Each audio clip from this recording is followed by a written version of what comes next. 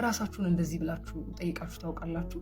እግዚአብሔር እንዲሰጠኝ ዘወትር የምጠይቀውን ነገር ግን ለምንድን ነው የፈለኩት? የምር ነገሩ አስፈልጎኝ ነው ወይስ በዙሪያ ያሉ ሰዎችን ለማስቀናት፣ ጠላቶችን ለማበሳጨት ነው? እመኑኝ፣ ምክንያታችን ሁለተኛው ከሆነ ጸሎታችን መቼም አይሰማም። ምክንያቱም ሰዎችን አስቀናን ማለት እነዚህ ሰዎች ያማርራሉ።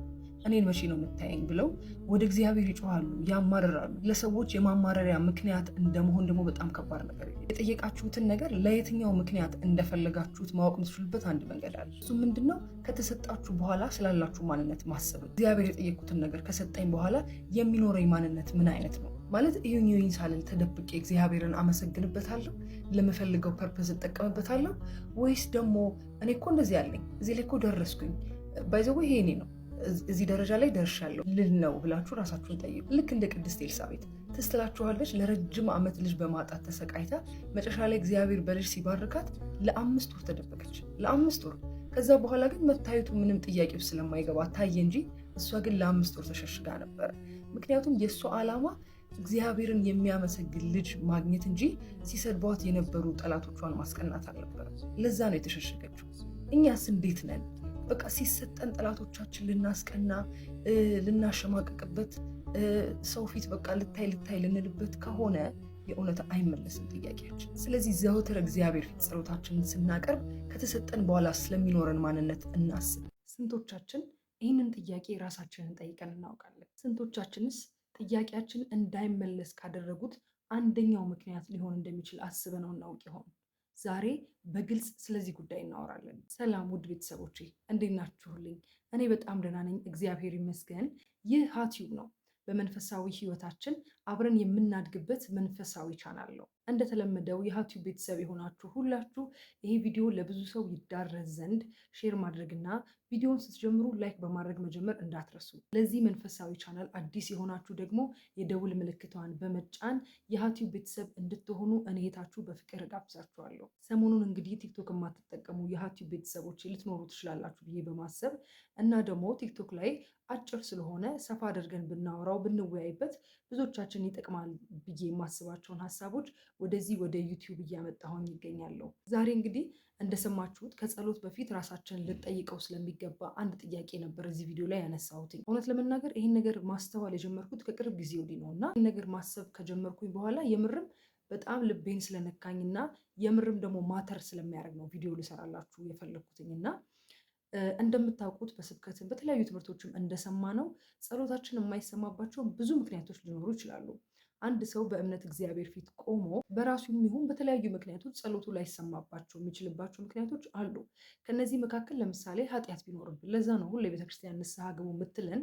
እግዚአብሔር በእናንተና በእኔ መካከል ኃጢአታችሁ ጋረደኝ ይላል አይደል? እና ኃጢአት እግዚአብሔር ጸሎታችንን እንዳይሰማ ከሚያደርገው ምክንያት አንደኛው ነው። ሌላው ደግሞ ጊዜው ገና ከሆነ ያ ጸሎታችን አሁን ከሚሰማ ይልቅ ትንሽ ቢቆይ፣ ትንሽ ጊዜያቶች ቢያሳልፍ ጠቃሚ ሊሆን ከቻለ እና ጊዜው ገና ከሆነ አሁኑኑ ላንሰማ እንችላለን። ከዚህ ውጭ ደግሞ ቶታሊ ነገሩ ደግሞ የማያስፈልገንም ከሆነ ጸሎታችን ላይሰማ ይችላል። እነዚህና ሌሎች ብዙ የምታውቋቸው ጸሎት እንዳይሰማ ወይም ደግሞ ጊዜው እንዲቆይ የሚያደርጉ ምክንያቶች አሉ። እኔ ግን አሁን ሰሞኑን በራሴ የታዘብኩት የእውነቴን ነው፣ በጣም ግልጽ ሆኜ ነው የምነግራችሁ ይህን ነገር ለምን ስለሚጠቅማችሁ ነው።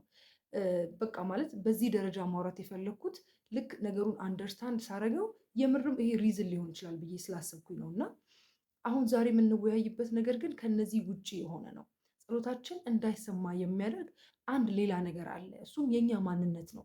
እግዚአብሔር ቸር ነውና ከኛ በላይ ስለኛ ያስባልና አስፈላጊ ሆኖ ከተገኘ ያንን ነገር ላይሰጥበት የሚችልበት ምክንያት ምንም የለም። ግን ደግሞ ያንን ጸሎት የፈለግንበት ወይም ደግሞ ያ በጸሎት ዘውትር እግዚአብሔርን የምንጠይቅበት የፈለግነው ነገር ለምን እንደፈለግንና ከተሰጠን በኋላ ስለሚኖረን ስለኛ ማንነት በጣም ማሰብ ይጠበቅብናል። በጣም ነው የምላችሁ። እና አንዳንዴ እግዚአብሔርን ዘወትር ደጅ የምጠናበት ጸሎት ለምንድን ነው ግን የእውነት የፈለግኩት ብላችሁ ጠይቃችሁ ታውቃላችሁ? ቆም ብላችሁ በቃ ዘወትር ጠዋትና ማታ እግዚአብሔርን የማስቸግርበት ይሄን ነገር ግን በጣም የፈለግኩት ለምንድን ነው? የእውነት ነገሩ በጣም አስፈልጎኝ ነው ማለት አሁን ላይ ይሄ ነገር በጣም ያስፈልገኛል። በቃ አሁን ለምሳሌ ስራ ሊሆን ይችላል፣ ገንዘብ ሊሆን ይችላል፣ ወይም ደግሞ መልካም ትዳር ወይም ልጅ ሊሆን ይችላል፣ ወይም ያሰባችሁበት ቦታ መድረስ ሊሆን ይችላል። በመንፈሳዊም ደግሞ ብዙ ነገሮች ሊሆኑ ይችላሉ። እነዚህን ነገሮች የፈለግናቸው የእውነት አስፈልገውን እግዚአብሔርን ልናመሰግንበት ተደብቀን አምላካችን ለሰጠን እግዚአብሔር ምስጋና ልናቀርብበት ላሰብነው ዓላማ ልናውለው ነው ወይስ ደግሞ በዙሪያችን ያሉ እኛን የበለጡንን ሰዎች ልናስቀናበት ነው ወይም ጠላቶቻችንን አንገት ልናስደፋበት ነው የፈለግነው? ለምን መሰላችሁ የጠየኳችሁ? አንዳንድ ጊዜ ነገሩን የፈለግነው በቃ የሆነ ሰው እንዲቀና ብቻ ታርጌት አድርገን ሊሆን ይችላል። ለምሳሌ አንድ ሰው ስራ አለው ግን የሆነ የተሻለ ስራ ይፈልጋል እንበል። ያ የተሻለ ስራ የሚፈልገው ይህን ስራ አሁን ያለበትን ሳይደሰትበት ቀርቶ ላይሆን ይችላል። የሆነ ጠላቱ ወይም አብሮት ያለው የሆነ ሰንባዲ ከሱ የተሻለ ቦታ ስላለ እሱን ለማስቀናት እዚህ እኮ ደርሻለሁ ብሎ ያን ሰው ለማስቀናት አስቦ ሊሆን ይችላል የሚጸልየው። ገብቷችኋል አምላችሁ? እና እንደዛ ከሆነ ይሄ በጣም ዋነኛው ሪዝን ነው ጸሎታችን እንዳይሰማ የሚያደርግበት ምክንያት። እግዚአብሔር የመመስገኛ ምክንያት መሆን እንዴት ያለ መታደል ነው!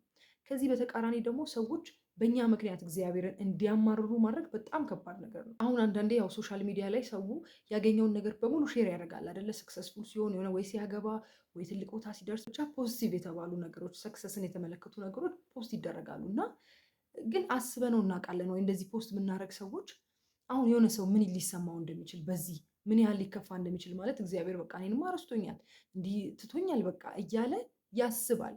አንለስ ያ ሰው በጣም ፖዚቲቭ ሆኖ ኦኬ በዙሪያ ያሉ ሰዎችማ እንደዚህ እግዚአብሔር ከደረሰላቸው ከባረካቸው ለእኔም እግዚአብሔር ቅርብ ነው በቃ ደርሷል ማለት ነው ብሎ ማሰብ ካልቻለ በስተቀር በጣም ብዙ ሰው ሊቀና ወይም ደግሞ እግዚአብሔርን ሊያማረር ይችላል።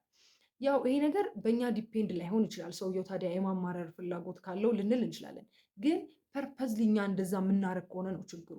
ማለት እኛ ፖዚቲቭሊ እግዚአብሔር እንዲያደረገልን ብለን ለሰዎች ምስክርነት ለመስጠት እግዚአብሔር እኮ ይደርስልሃል፣ ያግዝሃል ብለን ፖዚቲቭሊ አስበነው ከሆነ እሱ እኛን አይመለከተንም። ያ ሰውዬ በቃ የማማረር ልማድ ካለበት ግን ደግሞ ፐርፐዝሊ አለ አይደል በቃ ሰዎችን ለማስቀናት በቃ ይሆናል አይደል ለማሳየት ነገሩን እኮ እኛን ፈልገው ይሆናል ያ ሰው ብቻ እንዲያየው ብቻ ከሆነ ነው ችግሩ ማለት ነው። እና በዚህ ጉዳይ ላይ እንዴት መሰላችሁ ራሳችሁ የምታውቁት? ቪዲዮም ላይ በአጭሩ ስለሆነ ተረድታችሁታል ብዬ አስባለሁ። ማለት ያ ነገር ከተሰጠኝ በኋላ ላለው እኔ ራሴ አሁን ሰሞኑን የምጠይቀው በቃ ልክ እንደ ቅድስት ኤልሳቤጥ እሸሽገዋለሁ የተሰጠኝን ነገር ወይስ በቃ ለሰዎች አሳየዋለሁ? እንዳልኳችሁ ቅድም በኔጌቲቭ ሰዎች እንዲቀኑ አደርግበታለሁ ወይስ እሸሽገዋለሁ? በጣም የሚያስደንቀኝ ቅድስት ኤልሳቤጥ እንግዲህ አስቡት እስከ እርጅናዋ ድረስ ነው ልጅ የለመነችው እስከ እርጅናዋ ድረስ እና በጣም በጠላቶቿ ተሰቃይታለች። ዙሪያው ባሉ ተሰድባለች። አንቺማ የተረገምሽ ብትሆኝ ነው፣ አንቺማ ኃጢአተኛ ብትሆኝ ነው ሁላ ብለዋታል። የሚገርማችሁ በጣም ብዙ ትችት ደርሶባታል እና በቃ ምርር ብላ አልቅሳ መጨረሻ ላይ እግዚአብሔር ሲጎበኛት 5 ወር ነው የተሸሸገችው። እኔ በጣም ነው የሚያስደንቀኝ በጣም ማለት ነው። እና በቃ መጨረሻ ላይ የታየችው የሆነ እሱንም ለማሳየት አይደለም። በቃ ያው እርግዝና ይታያል ከ6 ወር በኋላ አይደል? ግዴታ ስለሆነባት ነው እንጂ ተሸሽጋ ነበር። እና ይሄ ልማድ ለሁላችን ቢሰጠን እንዴት መልካም ነበር። በቃ የተሰጠንን ነገር በቃ መያዝ ብንችል አለ አይደለ? በቃ ለብቻችን ከእግዚአብሔር ጋር ብናመሰግንበት እንዴት መልካም ነበር። ኋላ ላይ ማንን እንደወለደች ታውቃላችሁ። እና ልክ የቅድስት ኤልሳቤጥን አይነት ፐርሰናሊቲ ለሁላችን ቢያድለን በጣም ነበር ደስ የሚለኝ። ጠላቶቿን ማስቀናት ትችል ነበር። እግዚአብሔር እኮ አሰበኝ እያለች በየአደባባዩ ማውራት ትችል አልነበረም? ትችል ነበር። ግን እሷ በቃ እነሱ ለማስቀናት አልነበረም ፐርፐዟ። በቃ ልጅ ስለፈለገች ነው። በቃ እሷ ምክንያቷን የጸሎቷን ምክንያት አውቀዋለች። የምርም ስላስፈልጋት ነው ልጅ እንጂ እንደዛ የሚሰድቧትን ጠላቶቿን ለማስቀናት አልነበረም። ስለዚህ እንደዚህ ዲፋይን የሆነ ፐርፐዝ ሊኖረን ይገባል።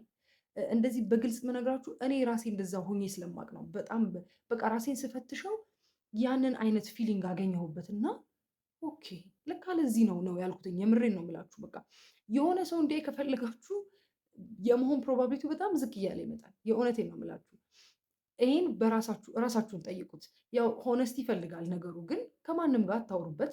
እኔ ስለሚጠቅማችሁ ነው ሼር ያደረግኳችሁ። እናንተ ግን ራሳችሁን ቁጭ ብላችሁ ጠይቁት። ይህን ስራ የፈለግኩት፣ ይህን ትዳር የፈለግኩት፣ ይህንን ገንዘብ የፈለግኩት፣ አሁን የምጠይቀውን ነገር የጠየቅኩት ለምንድን ነው ብላችሁ ይህን ነገር ጠይቁ።